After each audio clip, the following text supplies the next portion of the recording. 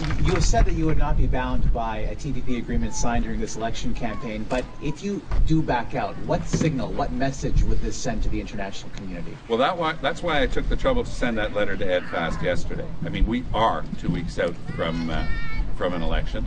Mr. Harper has absolutely no mandate to sacrifice family farms like this one, and we're just making it very clear that an NDP government will not feel bound by any agreement signed at the last minute by Stephen Harper in the middle of a campaign. Harper says that he will release the details, sir, to Parliament and will have to ratify any such deal.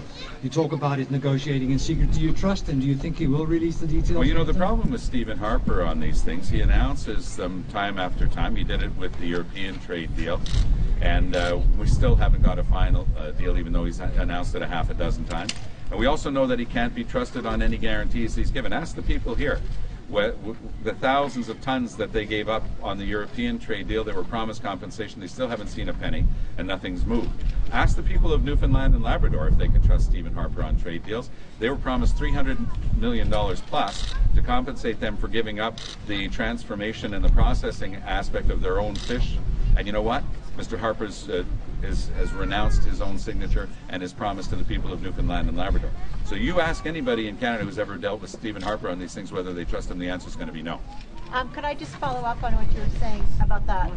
Are you able to, if you took power, would you actually be able to rip this up legally? I mean, could you actually do that as a government? This agreement would never come into effect unless it's ratified in the House of Commons, and I will not put before the House of Commons an agreement that sacrifices the family farms of hardworking people across Canada who right now are prospering under supply management. It is a system we can and should be proud of. It has to be defended. Stephen Harper is failing to do that, and I will stand up to him as I did last night and require him to tell us the details, not some vague explanation that he and his team will put together. If there is a text, we have every right to read every line of it and find out whether he's sacrificing supply management in Canada. We have no reason to put supply management on the table.